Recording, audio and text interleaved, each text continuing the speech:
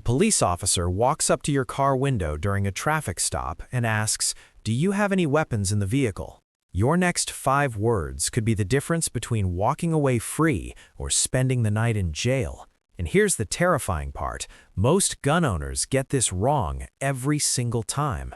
Before we dive in, do me one favor. Hit that subscribe button right now. Why? Because what I'm about to share could save you from a felony charge, and 90% of gun owners have no idea these 5 words even exist. I don't want you to be one of them. Click subscribe, and let's make sure you're protected. So what are these 5 magic words? I'm going to tell you in just a minute, but first, you need to understand why this matters so much. Every single day, legally armed citizens in America make one critical mistake during police encounters. They think being honest and cooperative means volunteering information, and that's where everything goes sideways. When an officer asks if you have weapons, your brain goes into panic mode. You start thinking, if I say yes, will they think I'm dangerous? If I say no, am I lying? And in that moment of confusion, most people say way too much. Let me paint you a picture. You're driving home from the range. Your Glock is locked in the center console, completely legal. You get pulled over for a broken taillight. The officer asks, "Do you have any weapons in the car?" And you, being a responsible gun owner, say, "Yes, officer, I have a handgun in my console. I have a concealed carry permit. It's not loaded. Well, actually, the magazine is in, but there's no round in the chamber. I was just at the shooting range. I'm a law-abiding citizen. I'm not trying to cause any trouble."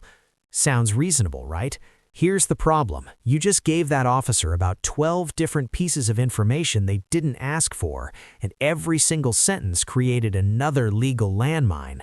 Maybe you said the gun is unloaded, but you forgot there's actually a round in the chamber. Now you've lied to a police officer. Maybe your permit expired last month and you forgot to renew it. Now you've admitted to carrying illegally.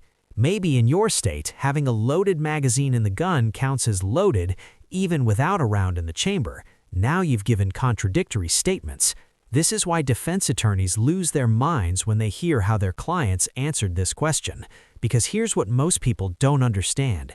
You have rights during a police encounter, even when you're carrying a firearm. The Fifth Amendment doesn't disappear just because you have a gun permit, and there's a way to exercise those rights while still being respectful and safe. Let me explain the legal framework here.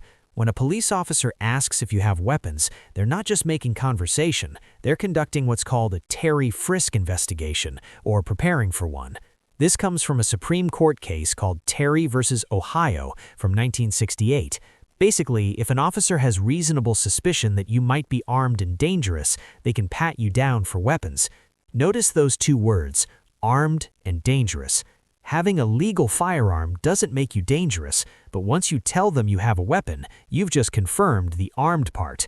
And now the officer gets to make a judgment call about the dangerous part based on your behavior, your words, and their own experience. Here's where it gets really interesting. Different states have different laws about what's called duty to inform. Some states legally require you to immediately tell an officer you're carrying.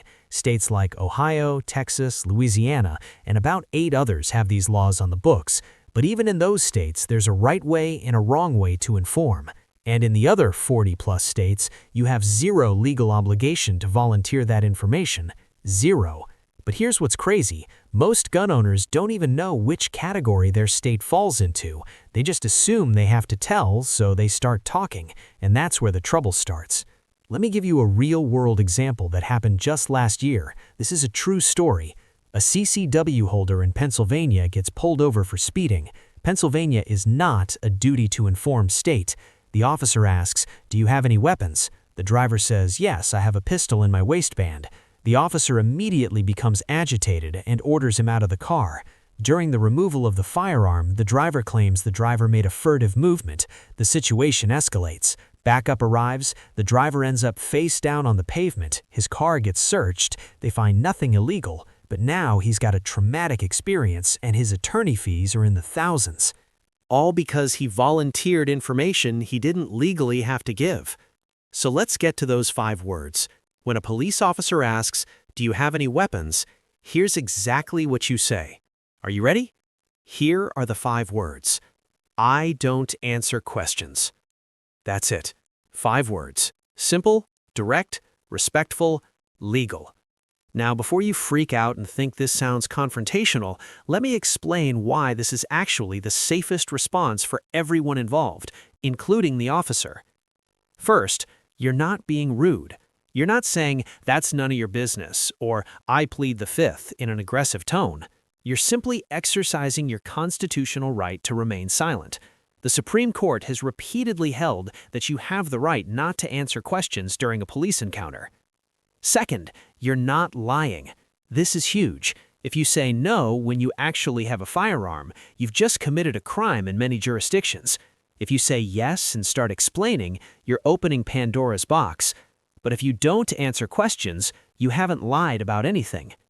Third, you're protecting yourself from self-incrimination. Every word out of your mouth is potential evidence. Every detail you volunteer can be used against you. By saying these 5 words, you're drawing a clear, legal boundary. Now, let's talk about what happens after you say those 5 words, because this is where most people panic. The officer might say, "Sir, I'm just trying to make sure we're both safe here." That's a reasonable concern. Here's how you respond. You keep your hands visible, usually at 10 and 2 on the steering wheel. You stay calm. You can say, "I understand, officer. I don't answer questions." And then you wait. The officer might say, "Are you refusing to cooperate?"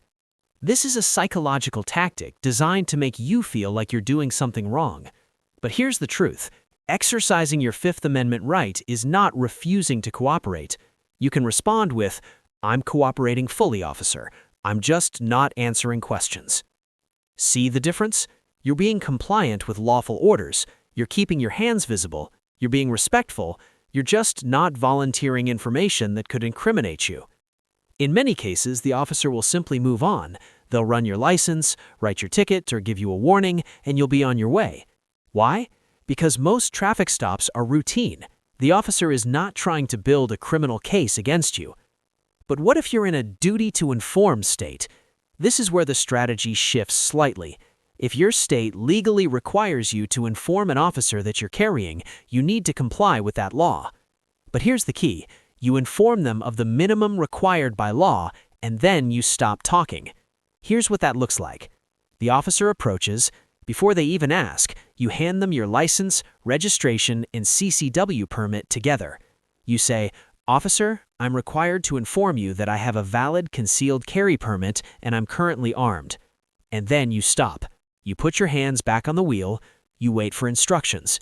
If the officer asks, "Where's the gun?" you can respond with, "I'd prefer not to answer questions, but I'll follow your instructions for everyone's safety."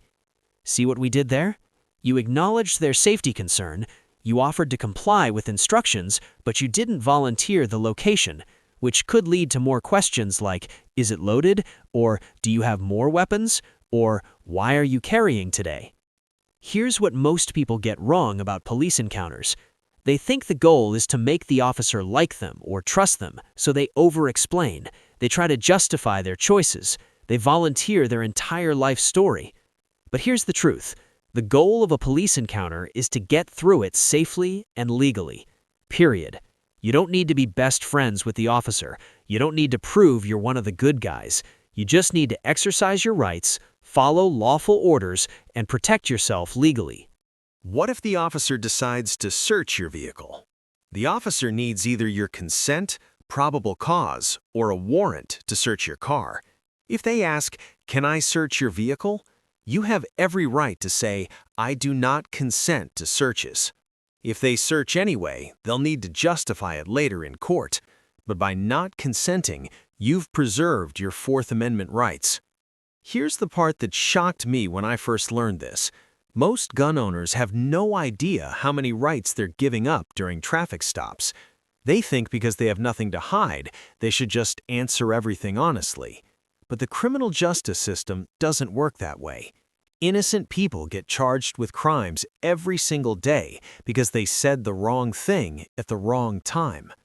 Defense attorneys have a saying, "You can't talk your way out of an arrest, but you can definitely talk your way into one." Every word you say is potential evidence. The safest strategy is to say as little as possible while still being respectful and compliant. Let's talk about tone in body language, because this is just as important as the words you use. When you say, "I don't answer questions," you're not being aggressive.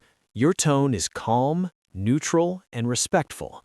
Your hands stay visible the entire time, on the wheel or dashboard where the officer can see them. Here's the bottom line.